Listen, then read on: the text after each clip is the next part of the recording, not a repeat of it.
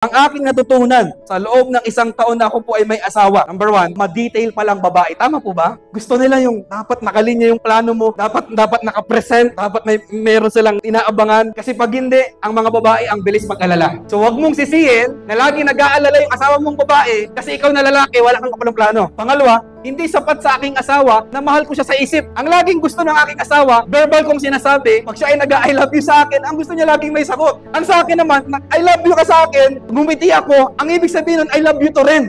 Ayaw ng aking asawa. Hanggang 3 beses, I love you, I love you, I love you. Hanggat hindi ako sumasagot, aking nga nag-I love you. Ang mga babae na-realize ko, mga kapatid, gusto nila ma-verbal. Dapat nasasabi. Pangatlong bagay na natutunan ko, 12 lang to mga kapatid, kinikilig pa rin ang asawa kahit simpleng labas ninyo. Kahit ilang taon na kayong kasal, subukan mong lumabas naman kayo kahit dyan lang sa libtangin at kumain kayo. Kinikilig pa rin ang mga babae. Sunod na bagay mga kapatid, pang-apat, hindi pera ang nagpapasaya sa kanila, pero nakakaramdam sila ng security pag nag-aabot ka ng pera. Hindi sila mukhang pera, hindi lang yung nagpapasaya sa kanila, but kapag nag-abot ka ng pera sa iyong asawang babae, they feel secure. Sunod na bagay, nakita ko po, sa amin lang to hindi ito standard ng marriage, sa amin lang to. Dapat babae ang umahawak ng pera. Hindi ko po alam sa inyo. Pabor din sa akin, pag nabigay yung allowance, may mga natanggap na love gift, lahat bibigay ko sa aking asawa, ito po nakita ko. Ang mamumroblema naman yung may hawak ng pera.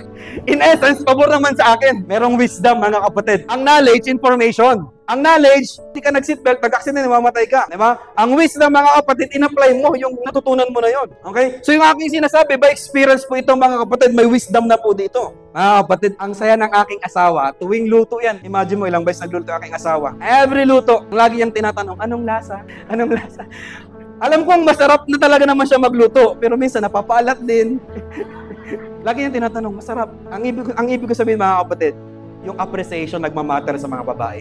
Sa mga lalaki, kahit hindi mo i-appreciate yan, kahit hindi mo sabihin yan ba, walang pakialam yan. Sa mga babae, dapat i-appreciate mo. Lalong gaganahan yan. Magluluto ulit yan ng mas masarap mga kapatid. Ito pa yung napansin ko. Yung lahat ng aking kakulangan, kahinaan, lakas naman ng asawa ko. So in essence mga kapatid, kaya ang asawa dapat galing kay Lord. Pag ikaw lang pumili, baka magsama yung pares malakas. Mag-aaway kayo niyan, hindi kayo magkakasundo. So mas maganda, yung lakas mo, maaring mahina siya doon. Yung kahinaan ko naman, maaring yung lakas ko. So mapapansin nyo yan sa amin pong mag-asawa na may ganun kami sa area ng ministry, sa area namin bilang personal. Okay? Sunod po na bagay mga kapatid, ang unang dapat susuporta sa asawang lalaki ay ang asawang babae. Ulitin ko po, dapat ang unang susuporta sa iyong asawang lalaki, ikaw na asawang babae. Hindi iba. Yan yung nakita ko mga kapatid sa pag-aasawa, sa aming pagsasama.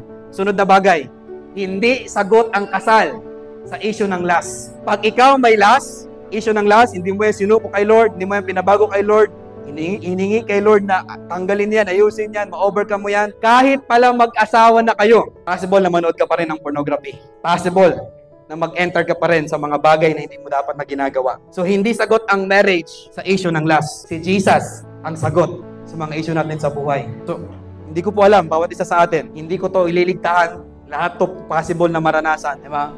Again, hindi po healthy na maabutan ka o ginagawa mo. Diba? Ang mga bagay na yan.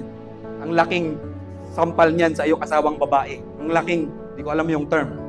Hindi mo dapat ginagawa yan. So, at least matuto po tayo sa mga wisdom na binibigay ng ating pong Panginoon. Para maunawaan mo yung asawa mo talaga, dapat unang maunawaan ng asawang babae yung identity niya sa harapan ng Diyos. Hindi talaga kayo magkakasundo. Alimbawa, magkaiba kayo, bigla kayong pinagsama ni Lord. Diba? Kami naman, nasa Tarlac siya. Nandito naman ako sa Marinduque. So, wala namang masyadong Nung pinagsama kami, ang dami kong naunawaan. Kaya pala mga kapatid, ang isang bagay na lagi kong pinapaunawa sa kanya, yung kanyang identity. Kasi pag hindi naunawaan ng isang babae ang kanyang identity, magsiselos yan. Insecurity ang kanyang haharapin. So mga asawang babae, ang dapat yung maunawaan ay ang inyong identity sa harapan ng Diyos. At ang tutulong magpaunawa, hindi yung ibang lalaki, yung asawa mong lalaki. Yung assignment ng lalaki, listen, assignment din ng asawa mong babae. Hindi kayo magkaiba ng assignment, mga kapatid. Panghuling bagay, mga kapatid, na nakita ko, hindi pala pinipilit na mamulaklak ang isang halaman. May mga karanasan ako na parang yung ginagawa ko, gusto kong ipilit na gawin niya. Hindi pala ganun, mga kapatid. Sa isang halaman, sa isang bulaklak, ang gagawin lang, didiligan, bubungkalin. Pag naalagaan ng maayos, mamumukadkad. Tingnan nyo nga po ang inyong po mga asawa. Baka kulang sa cultivate yan. Baka kulang sa balawbaw. Okay? Gusto mong may mapalabas pa dyan sa iyong asawa, kailangan mabalawbawan. Balawbawan mo mamaya. Diligan mamaya, mga kapatid. Hallelujah. You need knowledge. You need wisdom. You need understanding. Kung papasukin mo to.